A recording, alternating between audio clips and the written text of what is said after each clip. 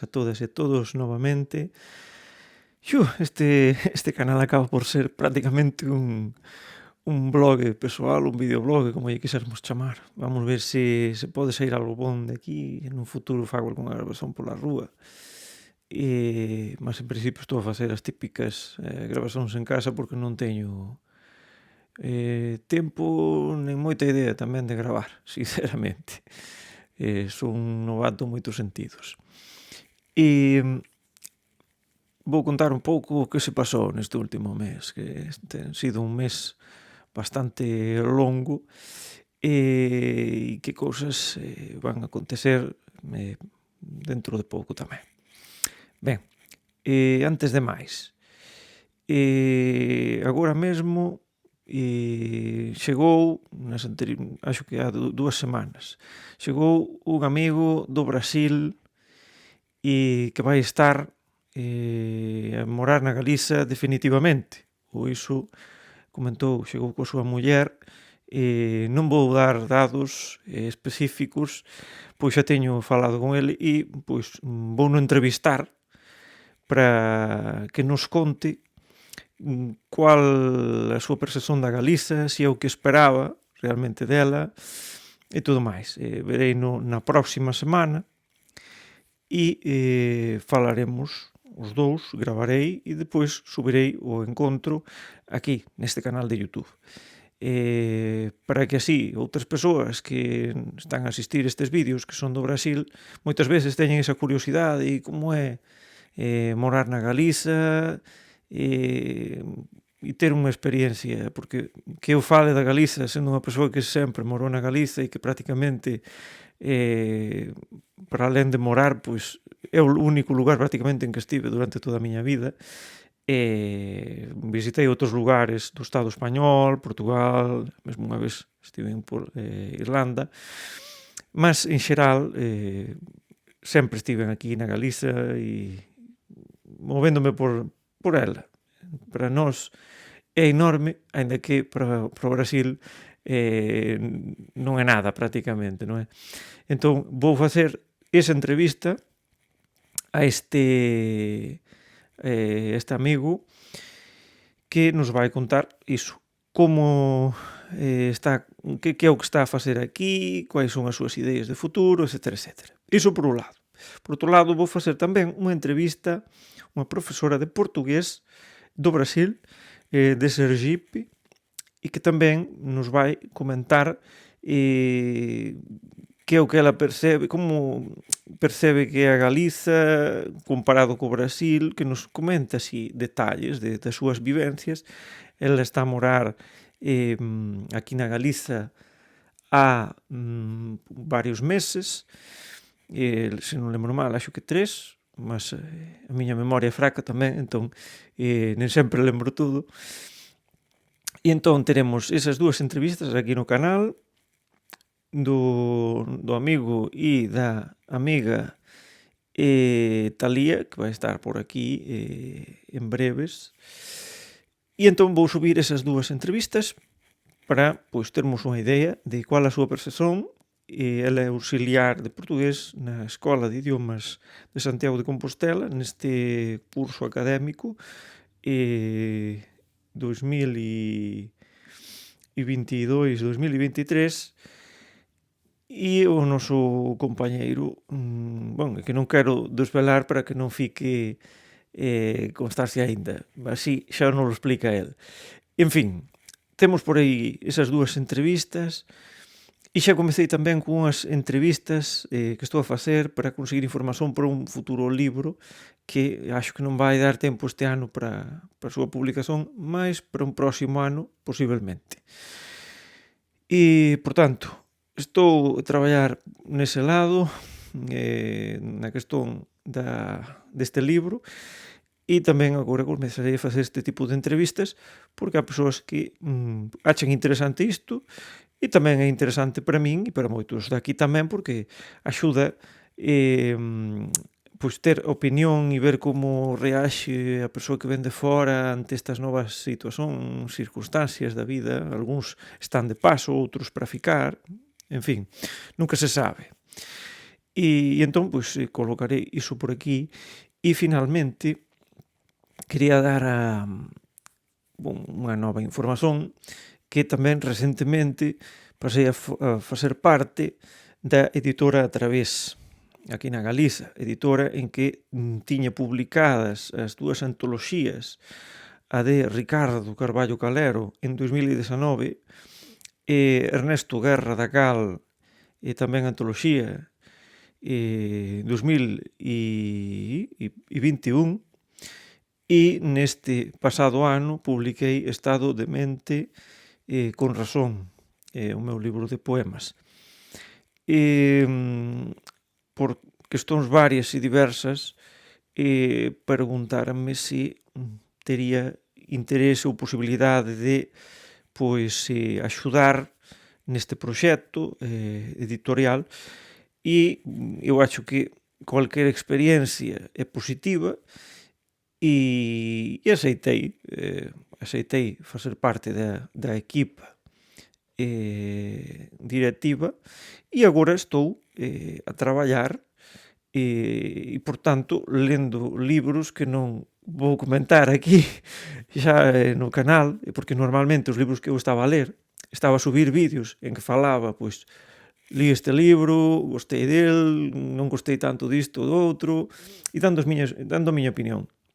Que acontece? Que agora os libros eses que estou a ler son libros que van ser ou non van ser publicados e é algo que non se pode andar a comentar e a dizer de que é que se trataba ou que este tipo de cousas, non é? Porque non é algo positivo, porque estas persoas teñen, pois iso, se non vai ser publicado ou a caso de ser publicado, pois pode receber diversas alteracións, tamén é un material comprometido, por tanto, non se pode andar a comentar, non é?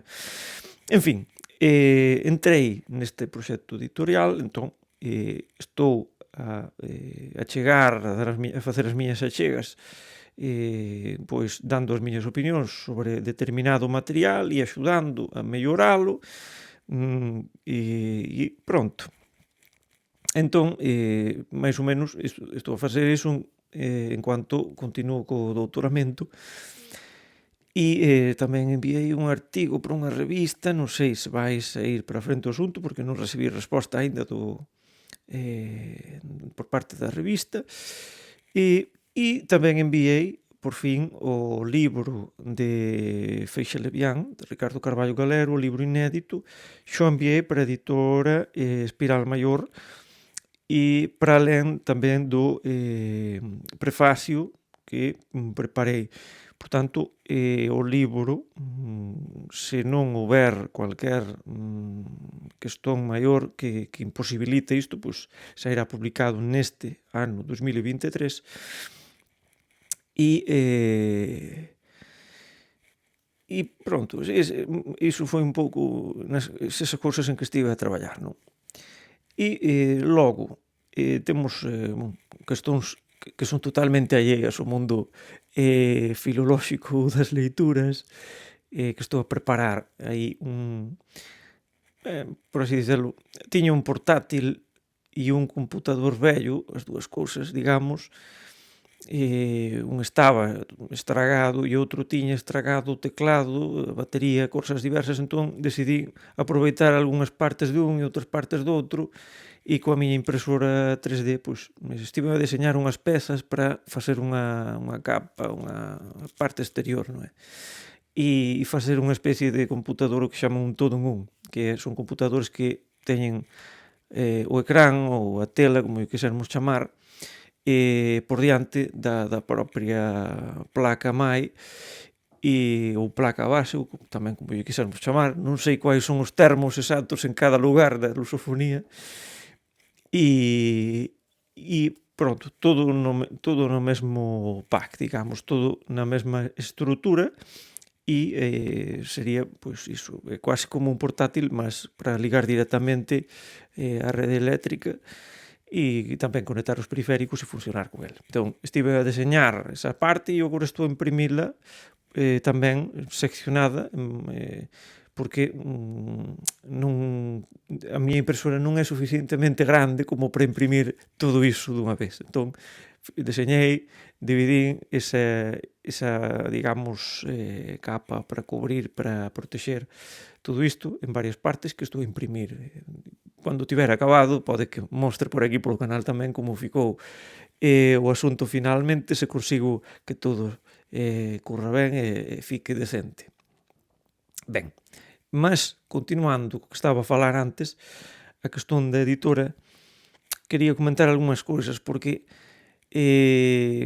polo que estive a ver durante anos, porque eu era, non era completamente alleio ás editoras, obviamente, mas sí que era alleio en parte ese traballo que había detrás, non é? Entón agora estou a aprender moito sobre isto e acho que é bastante interesante porque há unha cuestión sempre que é pois por que unhas obras se publican, outras non se publican, etcétera, etcétera, etcétera. E moitas veces vou comentar algúns detalles. Por exemplo, estamos en crise, como sabemos, e esa crise ficou, digamos, amplificada por cuestión da guerra da Ucrania, e isto afectou bastante ao mercado dos libros. Por que? Porque varios químicos que se utilizan para facer o papel e tudo máis veñen da Rusia. Por tanto, con esta falta de material, o incremento do prezo do papel destes últimos tempos foi notorio. En fin, estas dificultades causan o aumento do custo dos libros e, por tanto, sobre todo se as editoras son pequenas, pois teñen de medir bastante até onde pode chegar o custo do libro, porque depois o comprador que pois en moitos casos ou non vai poder ou non vai querer investir tanto diñeiro no libro, pois a editora ten de facer cálculos aí e saber e ver até que ponto pode ampliar o número de follas dese papel. Por tanto, é difícil porque chegan os libros, as persoas envían para a editora os libros de varios tipos e estes libros depois teñen de ser lidos, ver se están ben feitos, ben escritos, se a temática é relevante, pertinente, se ten saída, se non, porque, aínda que estexan moito ben escritos, se o libro non ten un público ao que vai a chegar, non? O que vai a chegar a editora, non interesa, porque ese diñeiro non vai ser recuperado. E, por tanto, debemos ter cuidado, né, con esas escollas de que obras van para frente, quais fican, etcétera, etcétera. Ben, depois está cuestións pois complicadas, porque há autoras e autores máis flexíveis a hora de mudar as cousas que há nos libros, outras menos. Entón, há que saber negociar tamén, caso interese o libro, e ver até que ponto se autor ou autora estaría disposto a facer mudanzas para se adaptar ao proxecto que a editora considera que vai poder rendir, non? Ter unha rendibilidade. E entón, nunha editora há moitas contas, há que facer moitas contas, moitos sentidos. E eu xa nunca falei, nen quixen falar, nen criticar nos cuestións editoriais o que se publica e o que non se publica, porque para min era difícil, era complicado, porque sabía que había moita cousa por detrás. E agora que estou aquí, nesta posición, consigo perceber por que é todo tan difícil, porque há moitos factores a ter en conta. a factores persoais, a factores económicos da situación, da situación da editora, da situación do país, etcétera, etcétera. É dicir, há moitas cousas a ter en conta. E, pois, estou a aprender moito, como dicía, grazas a esta experiencia, e espero, pois, poder ser medianamente productivo e conseguir pois, dar o meu mellor para que as cousas continúen nese camiño, no bon camiño en que estaba a editora, e ver até onde podemos chegar e o que é que podemos facer con isto. En fin, isto era para explicar tamén un pouco por que non estou a falar de leituras que eu estexa a facer. O último libro de que falei aquí foi o das viaxes estas, polos 7 pecados. Depois diso li máis 2 libros. O que acontece é que son libros que están aí, mas non pode sair de aí.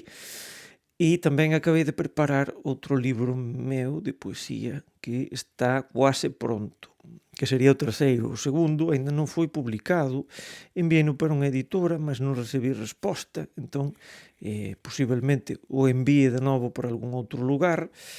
Se non receber ningún tipo de resposta nos próximos mes ou 2 meses, non teño presa, mas tamén é un bocado triste cando un envía unha cousa para un lugar e que non confirmen de chegou isto e quanto pode demorar.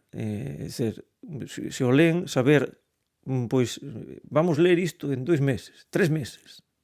Esas cousas que hai que falar, porque tes de dizer, olla, recibí o teu libro. Seguinte, temos máis proxectos en que estamos a traballar, isto vai demorar X tempo, dizer, 2 meses, 3 meses, o que for, comentalo. E depois un xa vai facendo contas de, olla, pois vou ter idea xa do que se pasa dentro de iso, 2, 3 meses. Todo ben. Mas cando un non sabe nada, como dicía outro, que non sabe como que non ve. Pois é a mesma cousa, está un a esperar e non sen saber. Entón xa verei máis para frente o que se pasa con ese libro. En fin, isto é simplesmente unha actualización o que está a acontecer, porque estou a enviar menos cousas por aquí, e tamén vou anunciando que posiblemente nestas ferias de verán estexa no Brasil, é dizer, no inverno brasileiro. E a idea é esa. Mas que acontece tamén que por cuestións que descoñezo eu estaba a traballar como substituto, como xa teño comentado en algún vídeo, e a última vez que estive a traballar foi o mes de novembro na Coruña, dando aulas de portugués, de galego e de castellano.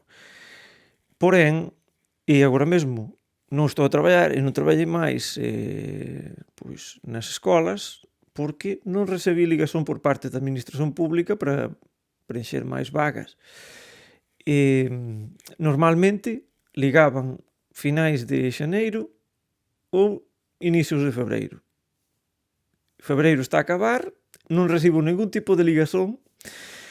E o que é engraçado tamén é que eu estou a ollar sempre as listaxens de substitutos e eu estaba no lugar número 15, eu achaba que ian ligar e, por enquanto, na semana seguinte pasei a estar no lugar 80 e tal e non me ligaron. E eu non comprendo, a miña mente aínda non é capaz de comprender como funciona o sistema de sustitucións público, é impresionante. Eu non consigo perceber nada, realmente. Eu achaba que xa estaría a traballar e non estou a traballar agora mesmo. En fin, sempre há cousas para facer, por tanto non fico parado, a cabeza está en constante traballo, mas un fica con pena de non poder estar dedicándose a iso que un, para o que un está preparado, non é? Mas pronto, ás veces há que pasar por estes camiños e é o que há. E ainda por cima, o concurso público deste ano só há unha vaga de galego para a Escola de Idiomas e 2 vagas, porque son 5, mas 3 son reservadas para persoas que teñen, bon, non sei como aparecía exactamente no documento, mas persoas con algún tipo de non sei, non lembro como aparecía. Non sei a palabra, non sei se é minusvalía, non sei o que era o que aparecía. Bon, persoas con problemas que teñen, pois, iso, unhas vagas específicas para eles. E depois 2 vagas somente para os demais, que son bastantes persoas. E, por tanto, este ano, somente a esas 3 vagas as que podo presentarme, porque non convocaron nada de portugués, por tanto vou ter de ir por galego. Xa estou anotado, aínda que tamén sei que estas vagas son máis ben para persoas interinas que xa teñen unha experiencia traballando e, por tanto, eu, con tan pouco a experiencia que teño, e aínda por cima non vou ter moita máis na pública se non me ligan para traballar, por tanto está a cousa complicadísima, e vou participar igualmente para ir vendo como é o proceso de concurso e para ir comezando, tendo práctica con este tipo de probas, porque ao final unha proba non é somente ter os coñecimentos, senón adaptarse ao tipo de proba, como está feita, como son as preguntas, saber xerir ben o tempo, son moitas cousas que non é só a cuestión do coñecimento da temática que pode aparecer. Deses 60 e tal temas que hai que estudar, pois tamén hai que saber xerir o tempo e outras cousas. En fin, sen máis demoras, obrigado de novo a todas e a todos por asistir este vídeo e vémonos no próximo. Un abrazo por aí.